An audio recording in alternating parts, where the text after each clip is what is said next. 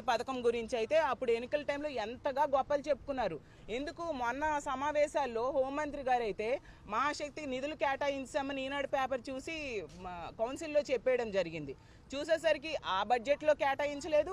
ఈ రోజు ప్రవేశపెట్టిన బడ్జెట్లో కూడా మహాశక్తి పథకానికి అంటే 19 సంవత్సరాల నుంచి 59 సంవత్సరాలు ఉన్న మహిళలకి నెలకి 1500 చొప్పున ఇస్తాననే ఆ పథకానికి రూపాయి కూడా కేటాయించిన పరిస్థితి ఈరోజు బడ్జెట్ అసెంబ్లీ కౌన్సిల్ సాక్షిగా ప్రజలందరికీ తెలిసిపోయింది.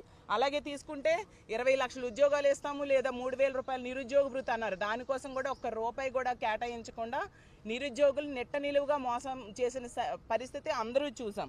అలాగే తీసుకుంటే ఫ్రీ బస్సు ఎన్ని గొప్పలు చెప్పారు ఫ్రీ బస్ కోసం. అసలు ఆంధ్ర రాష్ట్రంలో మహిళలందరూ ఎంతో ఆశగా ఫ్రీ బస్ కోసం ఎదురు చూసే పరిస్థితి, దాని ఊసే ఈ బడ్జెట్లో పెట్టని పరిస్థితి. అలాగే తల్లికి వందనం అలాగే రైతు భరోసా ఈ 2 పథకాలకైతే అరాకొర నిధులు కేటాయించారు. అసలు తల్లికి వందనం కావాల్సింది 12,000 కోట్లు పైగా కావాలి సంవత్సరానికి. గత సంవత్సరము ఇవ్వలేదు, ఈ సంవత్సరము తీసుకుంటే ఇంచుమించు 25,000 కోట్లు కావాలి. కానీ కేవలం వాళ్ళు ఇచ్చింది 9,400 కోట్లు. అది అసలు యాక్చువల్గా ఆన్గోయింగ్ స్కీమ్. జగన్మోహన్ రెడ్డి గారే ముఖ్యమంత్రి అయి ఉంటే ఈ టైంకి చక్కగా తల్లికి వందనం మొన్న వచ్చేసేది, ఈ సంవత్సరం కూడా వచ్చేది. సో ఆ సంవత్సరం ఎగ్గొట్టడమే కాకుండా ఈ సంవత్సరంలో చాలా తక్కువ నిధులు కేటాయించిన పరిస్థితి మనందరము చూసాం. అసలు గత ఏడాదేమో 5,387 కోట్లు కేటాయించారు మొన్న బడ్జెట్లో, గతసారి బడ్జెట్లో. అసలు ఆ నిధులు ఏమైపోయాయి? ఎవరికి ఇవ్వలేదు కదా తల్లికి వందనం. అలాగే తీసుకుంటే రైతు భరోసా, రైతుకేమో 20,000 ఇస్తానన్నారు. ఏది 20,000? దానికి కావాల్సింది 10,400 కోట్లు అయితే 6,300 కోట్లు కేటాయించి కంటి తుడుపు చర్యగా కేటాయించడం జరిగింది.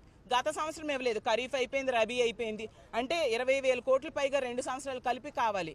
కానీ వాళ్ళు కేవలం ఒక సంవత్సరం కూడా సరిపోయిన అంతగా కూడా కేటాయించకుండా రైతులు నెట్ట నిలువుగా మోసం చేసిన పరిస్థితి మనం చూసాం. అలాగే దీపం కోసం అసలు గత బడ్జెట్ సమావేశాల్లో ఎన్ని గొప్పలు చెప్పారు దీపం కోసం. తీసుకుంటే 1,55,00,000 మంది ఎల్పిజి గ్యాస్ సిలిండర్స్ ఉన్న వాళ్ళు ఉన్నారు. కానీ 90 లక్షల మందికే కుదించేయడం జరిగింది. అంటే ఎంత దారుణంగా ప్రజలను మోసం చేశారో అర్థం చేసుకోండి. దానికి కూడా 4,000 కోట్లు అవసరమైతే ఈ బడ్జెట్లో 2,601 కోట్లు కేటాయించడం జరిగింది. అంటే దానికి కూడా ఎంత ఘోరంగా ఆ పథకానికి తూట్లు పడవడానికి ప్రయత్నిస్తున్నారో మనం అర్థం చేసుకోవచ్చు. అలాగే సున్నా వడ్డీ తీసుకుంటే 10 లక్షల రూపాయల వరకు సున్నా వడ్డీ ఇస్తామన్నారు.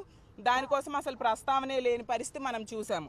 అలాగే ధరల స్థిరీకరణ నిధి కోసం అసలు 300 కోట్లు ఏంటండి? ఏ కొరన సరిపోతుంది? ధరల స్థిరీకరణ నిధి 5,000 కోట్ల పైగా కావాలి, 300 కోట్లు ఇచ్చారు.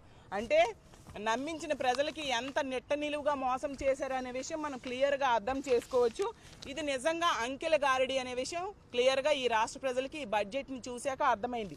అసలు ఎప్పుడు కూడా గతంలో వాళ్ళు బడ్జెట్లో ఏం చేస్తారు, అప్పులేని, ఖర్చులేంటి, ఈ ఆదాయం ఎలాగా ఇవి చెప్పుకుంటారు. కానీ ఈ బడ్జెట్లో తీసుకుంటే ఎంతసేపు కూడా గత ప్రభుత్వాన్ని తిట్టడం, ఈ ప్రభుత్వంలో గౌరవ మంత్రి గారైన లోకేష్ గారి గురించి పొగడ్డం, అదే పనిగా పెట్టుకున్నారు తప్ప వీటి మీద కాన్సన్ట్రేషన్ లేదు.